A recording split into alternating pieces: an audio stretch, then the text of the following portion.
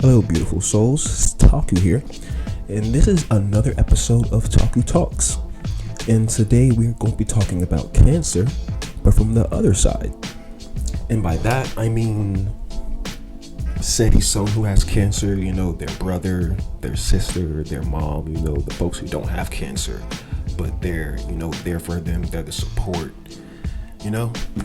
So in 2011, at the age of 15, my little sister, the youngest of three, was diagnosed with leukemia.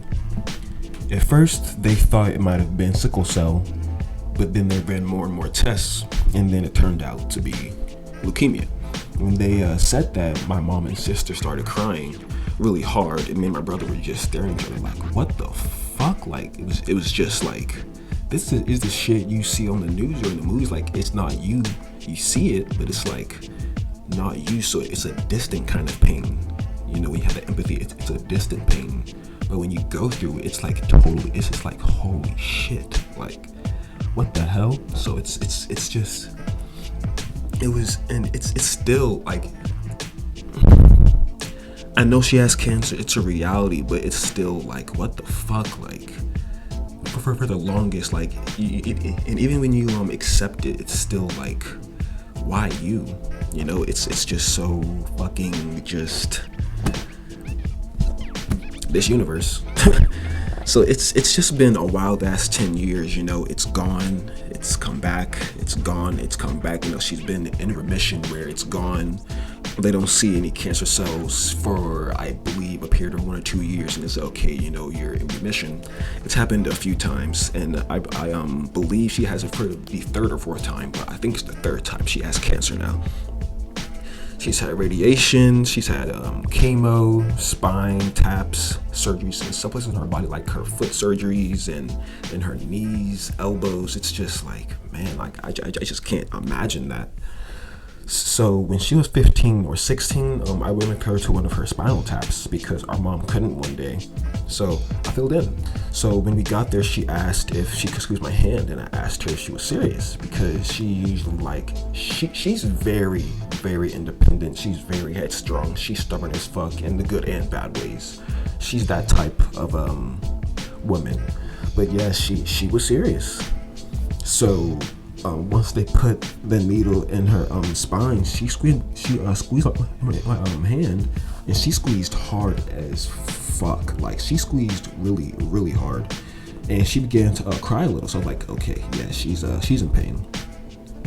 So, and I ain't gonna lie, either that did kill me a little bit inside to see her crying like that. Like, my hand was shaking, she was squeezing so hard, and she was crying. It's like, it's just a different kind of pain seeing your sibling, especially a younger sibling. It isn't just because she's my sister. She's a girl, but it's just a fact that she's my sibling, and siblings, I believe personally, are your first friends. And even though me and her always haven't had the best relationship, we just began to get close after her diagnosis. But I care about her and I love her in general, so to see her crying like that, it honestly did kill me inside. I was like, fuck. And it was a thick ass needle too. It was a very thick needle. I think it might be thicker, a little thicker than a flu needle. I think it was a pretty fucking thick needle. But she took it like a champ. Like, she cried and she really squeezed, but she took it. So I reached in my pocket and gave her a green apple low pop, the blue ones, and she laughed and said I was stupid, but I was being like, it was my weird idiot way of saying, good job, without actually saying it. So she took it, but it's like, it's just my little thing. But anyway, so despite and during all this though, what's really just amazing and what's been awesome to witness and observe is, despite all the surgeries, all the chemo, all the radiation, she still tries to do what she wants, when she wants, how she wants. She wants things done her way, and she fucking goes after it.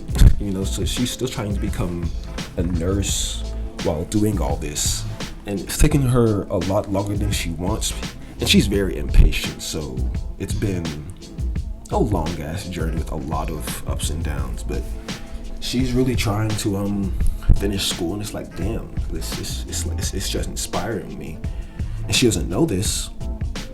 I haven't told her, but the fact that she pushes through all of this and endures it and stays strong and keeps fighting is what helps me keep going and keep fighting. You know, when I have those little episodes, those moods, you know, we all have, well, have them often, but we're grown, so we know what I mean. Anyway, so, but yeah, if I'm being honest with myself though, the stress that I endure about this, of course, is nowhere near what she goes through or endures or has to, you know, put up with. But that hasn't changed, you know, that I worry about her, I worry about her health, I worry about how she is day to day. It's just the thought in the back of my head, you know, that I could lose her any day and none of us know when or how that would happen. And of course, I don't want that to happen, and I wish with every fiber in my being that it doesn't. But it's still a possibility, and that thought is just the back of my mind, and that's just the reality of things, that it's a possibility, and I think about that. I don't want it, but it's still possible, and that's just life. The universe is indifferent to our suffering, and that's reality. But and I do also think often, you know, I just can't wait for all this to be over, you know, for her to be cancer free for life, so she can just regain some sense of normalcy, some sense of, you know, even though she lost a bit of her teenage years, you know, she's still in her mid-20s, so she still has a lot of life to live, and I want her to be able to enjoy that stress-free as possible, you know, just without cancer and just living, you know. So it's love. I don't know.